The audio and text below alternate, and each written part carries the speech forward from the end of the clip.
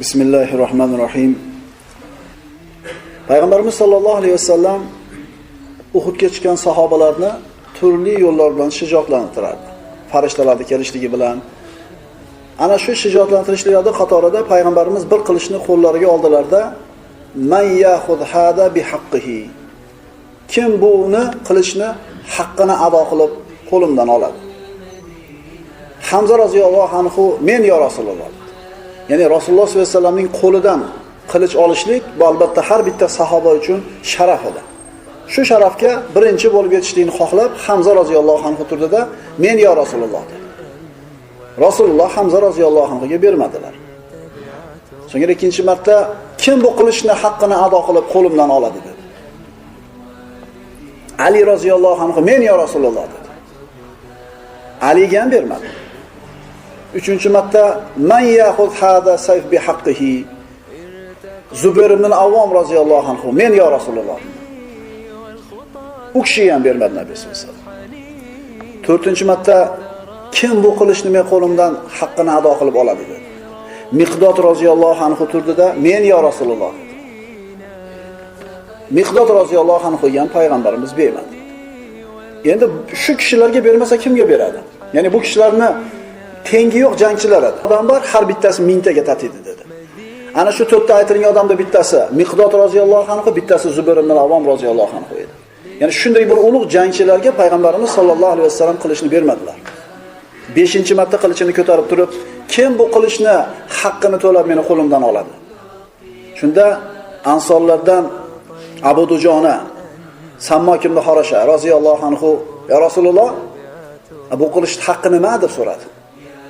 Rasululloh shu savolni kutgandilar. Chunki yuqorida men deb turgan to'rttala sahobalardan birortasi ham haqqi nima deb so'ramagan edi. Abu Dujona bu qilichning haqqi nima ya Rasululloh deb so'radi. Shunda Nabiy sollallohu alayhi vasallam bu qilich bilan dushmanlarga bir zarba berishlik, ularni boshlariga urib qiyshayib ketguncha jang qilishlik dedi. Men olaman unda ya Rasululloh dedi.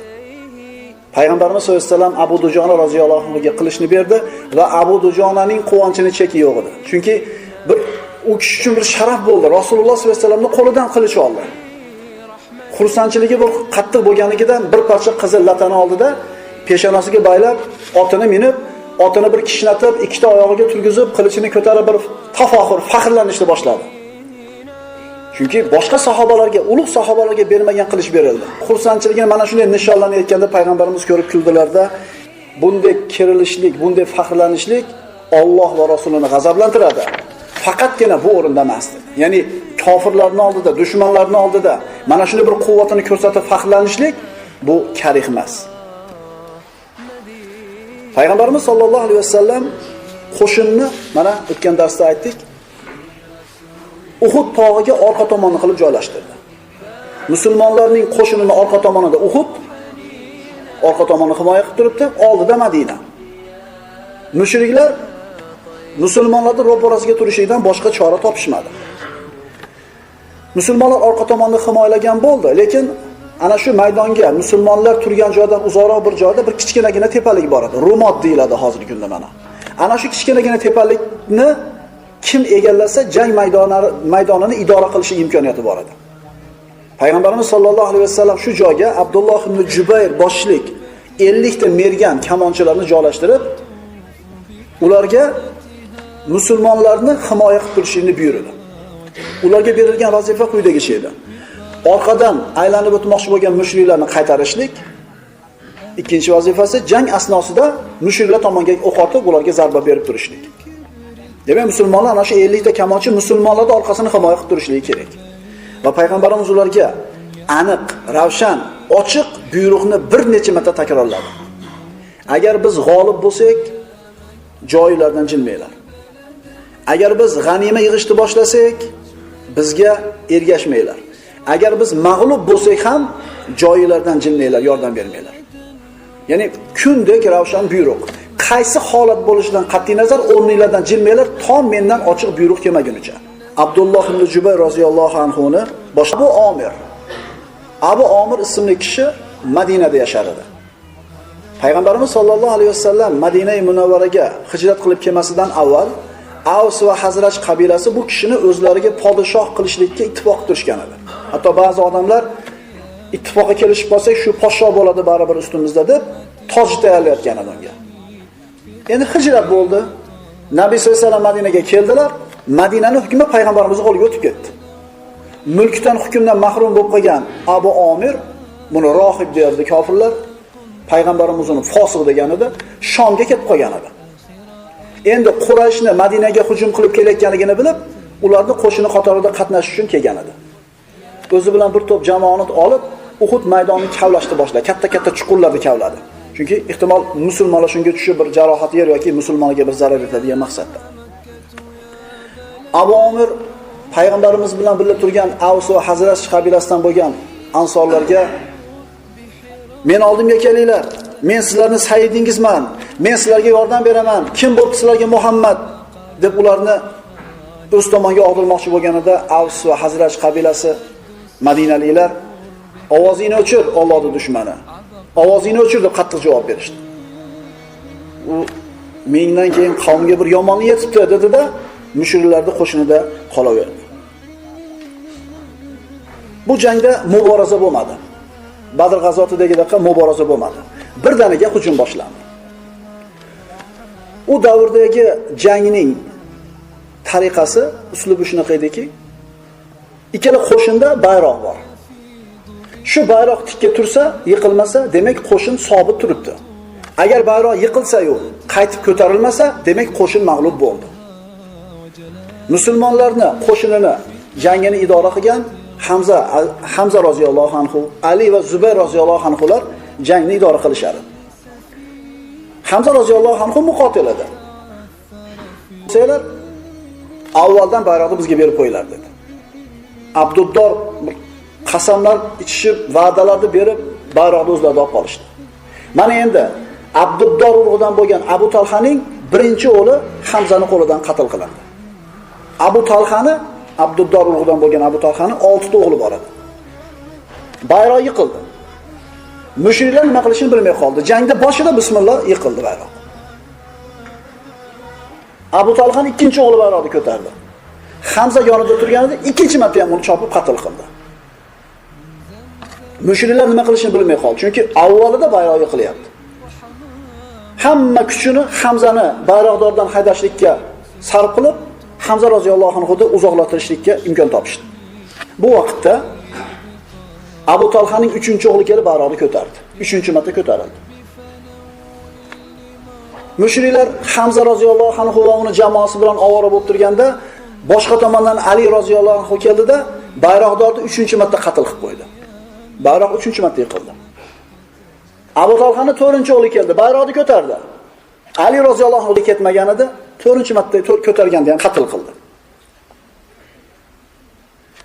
Ali roziyallohu anhu surib ketishdi. Bayroqni Abu Talhaning 5-o'g'li ko'tardi.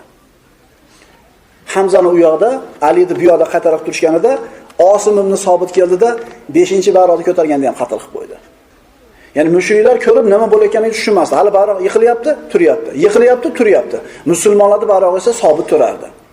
Musulmonlarning bayrog'i Mus'ab ibn Umayr roziyallohu anhu qo'lida edi. Abu Talhaning 5-o'g'lini Osim qatl qilayotganda mana shu qatl bo'lgan aka-ukalarning singlisi Sulafa 5-akasini Osim qatl qilayotganini ko'rdida, avvalgilarini ham Osim qatl qildi degan xayolga bordi. 5-marta bayroq yiqildi, 6-o'g'li bayroqni ko'tardi. Osim uni ham qatl qildi. 6-o'g'ilda Osimning sobit qatl qilganini ko'rib turib, Sulafa aytdiki: "Man ya'tini bi ra'si Asim." Kim menga Osimni boshini olib kelib beradi? Ashrabu min jumjumatil khamr va amra'u ra'sahu zahaban.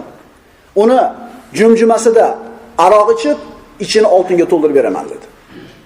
Chunki 5-6-akasini Osim qatl qilganini ko'rdida, qolganlarni ham Osim qatl qildi deb o'yladi.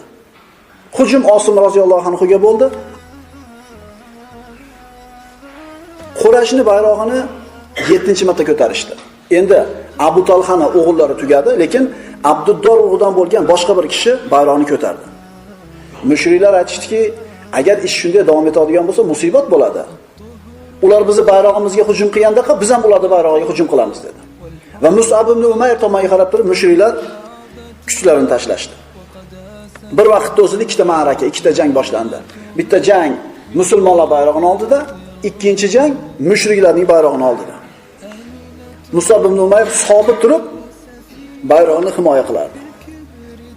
Hamza, Ali va Osim roziyallohu anhulardan iborat ana shu jamoa hujum qilib kelib, 7-marta ko'targan kishini ham qatl qilishdi. Musulmonlar bayrog'i turardi, mushriklar dahshatga tushdi. Bayroqlar oldida jang bo'layotgandek boshqa joylarda ham janglar davom etar edi. Payg'ambarimiz sollallohu alayhi vasallam Sa'd ibn Abi Waqqas roziyallohu anhu oldida turardilar. Sa'd ibn Abi Waqqas nohaqda mohir mergan edi. Har otgan o'qi yo bir mushrikni yer tishlatar edi, yo jarohatlardi, yo yer yiqitar edi.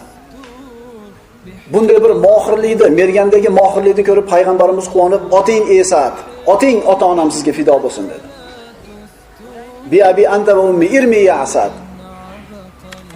Sa'd ibn Abi Waqqas aytadi, Rasululloh hech kimga ota-onasini jamlab fido qilgan emas, faqat menga deydi. Uhudda shahid bo'lganlardan Hanzala ibn Omir roziyallohu anhu, g'asilul malaika.